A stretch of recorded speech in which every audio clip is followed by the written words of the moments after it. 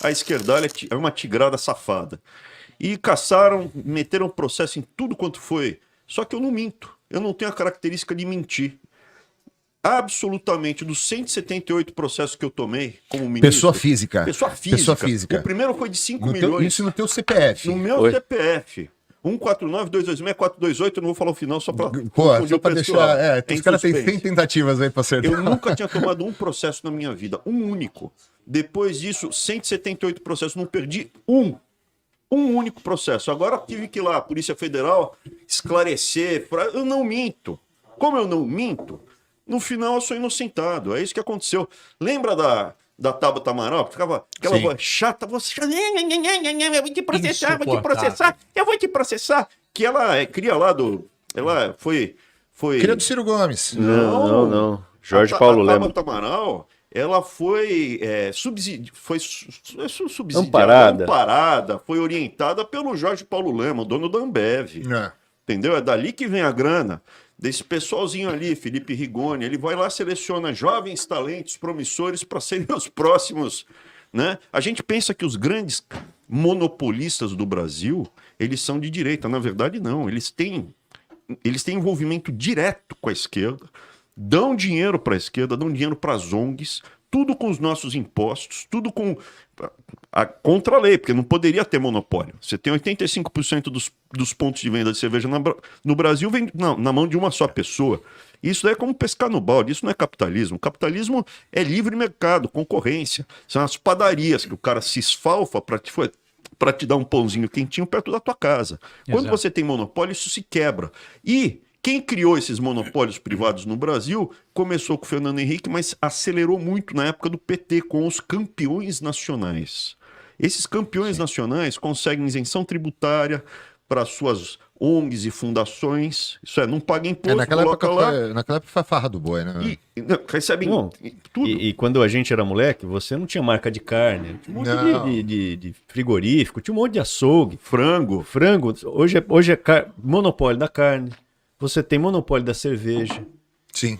Monopólio. Você tem duas empresas de lasanha, as duas são da mesma empresa. Da mesma empresa. Duas empresas de chocolate, as duas são da mesma empresa. Isso não é saudável. Cara, quem tá ouvindo aí para saber, a sua cerveja é mais cara, porque monopólio significa que eles podem cobrar o que querem. Você tem tudo fechado aí durante o lockdown, mas lojas americanas estavam abertas, os grandes estavam abertos. Esse é o impacto que você tem. É o golpe perfeito. Por quê? Porque quem fez isso fala que é de esquerda e adora os pobres. Na verdade é isso mesmo, ele está transformando todo mundo que é classe média, que está aqui, em pobre. Quem é pobre para mim? Quem está no Bolsa Família, no auxílio, quem não consegue ficar de pé sozinho. Se você consegue ter um ofício, qualquer que seja, motorista de ônibus, enfermeiro, mecânico, você consegue viver, tem um endereço, trabalhar, trazer pão para sua casa sem auxílio, sem o auxílio emergencial, você é um classe média, você é um cara independente. Eles querem transformar todo mundo, achatar todo mundo e transformar todo mundo em pobre, para estar na mão. Mas isso foi uma canetada, né? O Lula, ele deu uma canetada, ele baixou o faturamento médio e ele transformou o pobre lá, que ganhava 1.200 e poucos reais, em classe média. E aí ele fala que erradicou a pobreza no Brasil, mas ele também não deu o poder de sair da latrina, para não falar outra coisa, nós estamos na rádio evangélica, ele não deu o poder de sair da latrina pro cara que está lá no limbo, né? Para mim a definição de classe média é quem consegue ficar de pé sozinho. Sim, perfeito. Ponto. Perfeito. Aí o que aconteceu? Todos esses monopólios tornam mais difícil, cada vez mais, você ter uma pequena oficina, ter uma pequena empresa, tecelagem, um pequeno comércio. Hoje o supermercado tem duas grandes empresas. E aí vem a crise da Covid, da pandemia. A mercearia, a oficina mecânica, o pequeno comércio, a tecelagem, tudo fechou. Lojas americanas não fecham. Por quê? Lojas americanas é do Jorge Paulo Lema. As grandes empresas não fecharam, aumentou a concentração de poder econômico na mão dessas poucas famílias, enquanto que a classe média foi massacrada e muita gente caiu na pobreza. Por quê? Porque foi para o auxílio emergencial.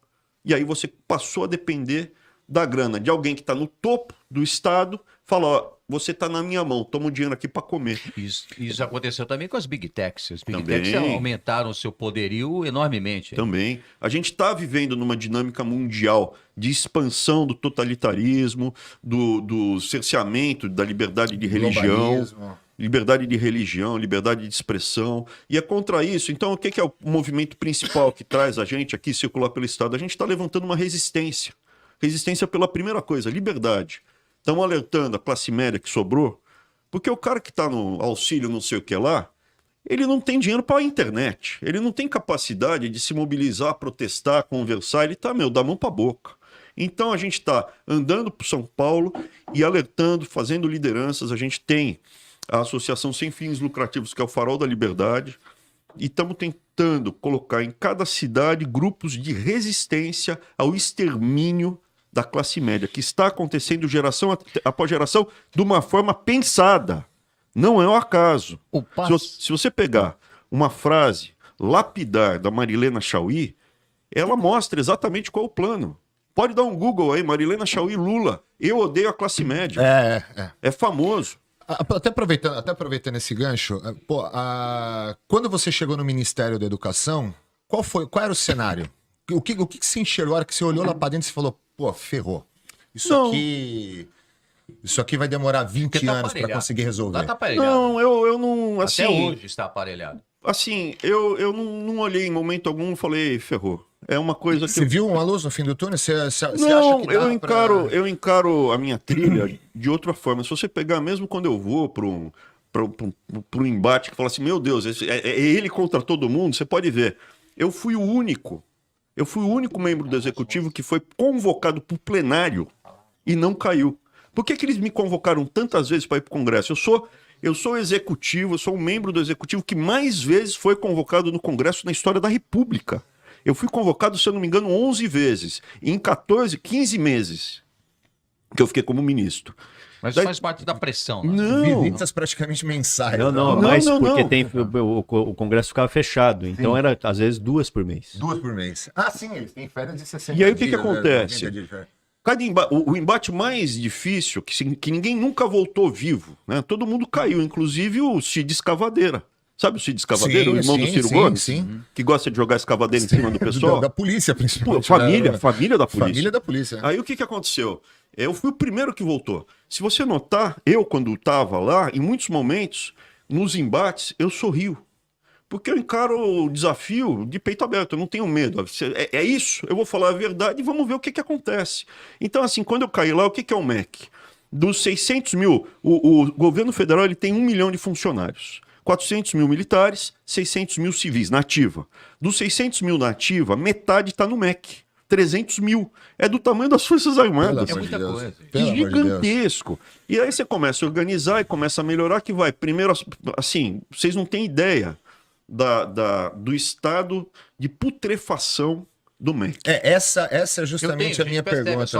O cenário de terra devastada. PISA é o último, o Brasil está no último lugar. É só ver o PISA que a gente assumiu tem a última. Ideia. Assumiu a última. Faz tempo. O PISA foi feito no final de 18, então foi feito por alunos que estudaram desde o comecinho com o papai Lula, a mamãe Dilma, e terminaram com o Michel Temer. Nesse PISA, o Brasil ficou em último lugar da América do Sul.